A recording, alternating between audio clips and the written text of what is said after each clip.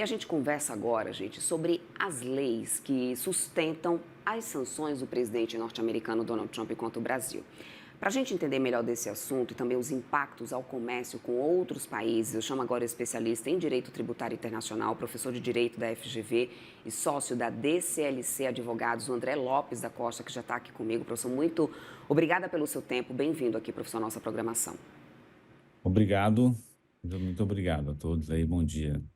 Professor, vamos lá. Eu quero primeiro tentar trazer aqui para essa nossa conversa a base jurídica e as implicações imediatas, né, de tudo isso. A gente tem a Lei 1974, Trade Act, que especialmente na seção 301, eu até anotei aqui para poder não perder esse número, que é a base agora utilizada por Donald Trump para poder impor essa tarifa de 50% ao Brasil. Mas do ponto de vista jurídico, professor, como que o senhor avalia o uso dessa legislação que originalmente ela é voltada para retaliações comerciais para poder tentar agora determinar ou influenciar em decisões políticas internas de outro país? Até porque, infelizmente, na situação do Brasil, a gente não tem como dissociar essa questão comercial da questão política, porque isso ficou muito claro desde a primeira carta do presidente Trump. Então, como que o senhor avalia o uso de uma ferramenta jurídica, né, para, no final das contas, tentar influenciar decisões políticas de outro país?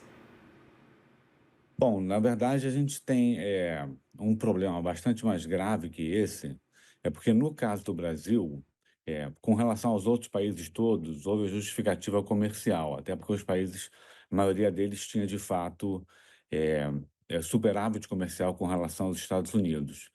No caso do Brasil, houve uma justificativa, a justificativa principal foi uma lei chamada International Economic Emergency Powers Act, que é a IEEPA, que é uma lei aplicável apenas em situações de ameaça iminente à economia americana, à segurança nacional, à política externa, enfim, alguma coisa.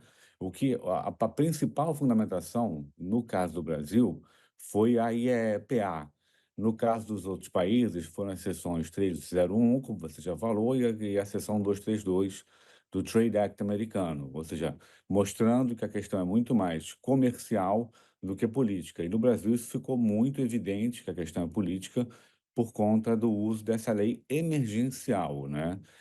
E essa lei emergencial, ela é alguma coisa inédita no ponto de vista das relações comerciais entre países, porque ela pode justificar, eh, se a tensão política, né, com o Brasil continuar escalando, ela pode significar uma adoção de uma série de outras medidas complementares, retaliatórias, contra o Brasil, e que vão além das tarifas. Então, a gente vinha aqui discutindo tarifas, setores afetados, alíquotas, produtos que estão incluídos, mas eu acho que é preciso trazer para dentro do debate também essa possibilidade concreta, que vai depender um pouco de como o clima político vai se desenvolver, de aplicações de outras sanções bastante mais graves, como inclusive a impossibilidade do Brasil negociar com outras nações. Agora, e quanto à questão da legalidade, né? Porque, assim, a imposição de sanções com base em argumentos que extrapolam o comércio, ou seja, como essa tentativa de pressionar, né, o Brasil em situações jurídicas, em decisões jurídicas, isso é compatível com o direito internacional público, professor, e também com regras da OMC? Como que o senhor avalia a legalidade, né, dessa ação, desse uso, dessa empregabilidade de ferramentas comerciais na situação do Brasil nesse momento? Isso já vem sendo contestado por algumas empresas americanas, o uso dessa ferramenta emergencial, né? Essa ferramenta é muito importante a gente ter isso em mente. Ela coloca o Brasil em pé de igualdade com países como Irã, Coreia do Norte, Cuba, alguma coisa que é muito preocupante, que mostra realmente o pano de fundo político e não econômico das sanções que foram impostas ao Brasil. Isso, do ponto de vista da legalidade, é óbvio que é uma coisa altamente questionável, porque essa lei não é feita para isso, né? A sanção está sendo usada, a tarifa está sendo usada como sanção econômica, de fato, ao Brasil por uma questão política, quando o fundamento legal deveria ter sido com base no Trade Act, como foi com os demais países. E é como eu falei, isso é extremamente preocupante, porque isso pode resultar em tarifas adicionais para o Brasil, em proibição de negociação de algum, com outros países que foram sancionados, também com fundamento na mesma lei, como a Rússia, por exemplo. O agro brasileiro depende fortemente dos fertilizantes importados da Rússia. eh, Pode significar a proibição de qualquer tipo de relacionamento ou transação comercial com outros países, com produtos que usem tecnologia americana. Pode significar o impedimento de transações que passem pelo sistema SWIFT, pelo sistema de liquidação em dólar. Então, se isso escalar, o que graças a Deus até agora não aconteceu, a gente pode chegar num ponto bastante mais grave do que a gente está hoje em dia, e eu acho que isso tem que ser levado para o centro do debate Uhum, também. uhum. Agora, professor, então, diante desse cenário, que é um risco, como o senhor muito bem está pontuando aí, né, diante de diversas situações, diversos cenários que podem, né, ser alcançados se a gente tiver uma escalada dessa tensão comercial, isso abre precedentes, de alguma forma, esse tipo de sanção cria algum precedente igualmente perigoso para que outros países recorram a esse tipo de argumento extracomercial em disputas internacionais? Eu acho que não, porque essa lei, a IEEPA, é uma lei específica americana. Ela vem na linha de uma lei de 1917, que era Trading with the Enemy Act, ou seja, negociando com o inimigo, né? Que conferia ao presidente americano poderes discricionários e muito amplos de tomar medidas retaliatórias fora as tarifas, medidas de exclusão do comércio internacional, medidas eh, como vem sendo tomadas aí com relação à Rússia, Coreia do Norte, Irã e outras medidas bastante mais graves.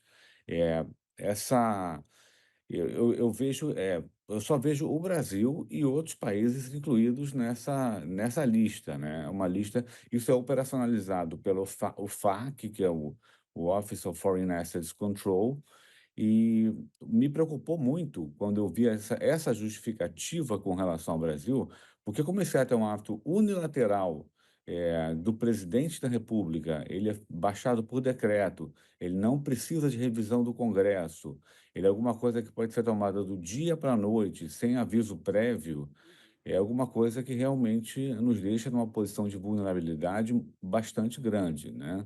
É uma coisa que, enfim, como eu falei, preocupa muito e acho que deveria ser trazido para o centro do debate, nesse momento também, além da questão comercial que já vem sendo tratada, eh, pelas empresas, né, e não pelas vias diplomáticas. Uhum. Professor, a gente tem falado aqui, né, eu perguntei ainda guia aí para o senhor, da questão da legalidade para o uso de ferramentas, né, comerciais, como justificativa, né, para sancionar e tentar intermediar de alguma forma o legislativo de outro país, que foi o caso que aconteceu aqui no Brasil. Agora, independente somente do uso de ferramentas comerciais, até que ponto o governo americano tem base jurídica internacional para conseguir intervir na decisão judicial de um outro país que é soberano, que é o caso do Brasil? De alguma maneira, existe brecha jurídica para interferir dessa forma em decisões jurídicas de um outro país?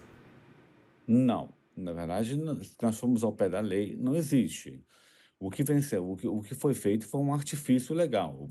Você classificar o Brasil como uma nação inimiga, né? Classificar os atos do ministro Alexandre de Moraes como atos violadores dos direitos humanos, aplicando a lei Magnitsky. Então você vê que a própria lei Magnitsky não é aplicável a esse tipo de caso. Então, o que vem havendo é uma distorção, né, de aplicação de instrumentos jurídicos que não servem para o tipo de aplicação específica que eles vêm sendo usados, em contextos que estão, mas que só dependem da vontade do presidente, porque essa delegação de poderes ao presidente americano é realmente uma coisa única dos Estados Unidos, e como também é uma coisa única dos Estados Unidos, os poderes extraterritoriais que essas sanções podem ter. Quer dizer, uma decisão tomada pelos Estados Unidos pode repercutir fora dos Estados Unidos, e, e- e impedir comércio, impedir transações bancárias, impedir liquidação de operações entre países que sequer tenham qualquer coisa a ver com a disputa comercial. É realmente uma distorção, como você bem apontou, do uso de instrumentos, ferramentas jurídicas que existem, mas para fins que não são esses, Uhum. logicamente, né? Professor, só para a gente amarrar aqui esse nosso papo, qual que é o espaço que o Brasil tem nesse momento para questionar formalmente os Estados Unidos? Eu te pergunto isso que o senhor chegou a mencionar, que já tem inclusive, né, empresas e tudo mais questionando e já, né, recorrendo a essa questão da legalidade dessa atuação do próprio Estados Unidos, mas e quanto ao Brasil? O que o Brasil pode e deve fazer, na visão do senhor, para tentar manter uma proteção tanto do comércio como também das próprias instituições brasileiras, né? A gente tem o governo de um lado falando muito sobre essa questão do Brasil ser soberano, de defender a soberania do Brasil, mas há espaço e margem jurídica, né, para que a gente consiga recorrer nesse momento e aí conseguir garantir esses direitos do Brasil, blindando o Brasil de alguma forma de uma decisão monocrática, como foi o que aconteceu? Olha, acho que, por exemplo, a OMC é alguma coisa que é ineficaz, porque a OMC é altamente dependente dos Estados Unidos. Os Estados Unidos têm o poder de nomear o presidente da OMC, e nos últimos tempos o que a gente tem visto é os Estados Unidos bloqueando o uso da OMC para resolver disputas comerciais entre países, né? O que que nos resta? Eu acho que resta o caminho de uma diplomacia bastante mais sofisticada do que aquela que está sendo empregada hoje em dia, e com um discurso eh, bastante mais sofisticado também, no sentido de mostrar, né, as diferenças do sistema penal acusatório americano para o sistema penal acusatório brasileiro, porque nos Estados Unidos, eu não sei se as pessoas sabem, os procuradores da República, o Ministério Público, ele é indicado pelo presidente da República. Ele é nomeado pelo presidente da República, enquanto que no Brasil o Ministério Público possui poderes, né, conferidos aí pela nossa Constituição, e é totalmente independente. Então, nos Estados Unidos, o Poder Executivo ainda tem alguma margem de pressão sobre o Ministério Público para conseguir contornar ou para conseguir arrefecer os ânimos no processo penal. No Brasil, é preciso demonstrar para os Estados Unidos que essa questão não é assim, que existe de fato uma independência dos poderes e que o presidente Lula não pode fazer nada para interferir na competência do Supremo Tribunal Federal. Esse é um ponto. O outro ponto, que me parece importantíssimo também, é que nós não podemos substituir a política externa, em que os atores são estados, por uma política externa personalizada.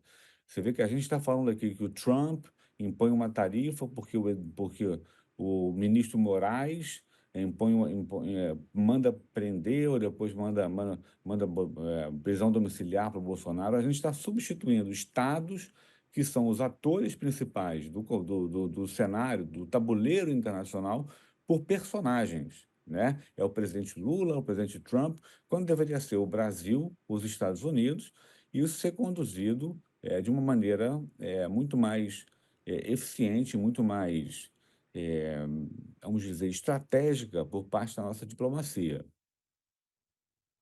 Perfeito, professor. Quero muito agradecer a tua participação e seu tempo aqui conosco. Conversamos com André Lopes da Costa, especialista em Direito Tributário Internacional, professor de Direito da FGV e sócio também do DCLC Advogados.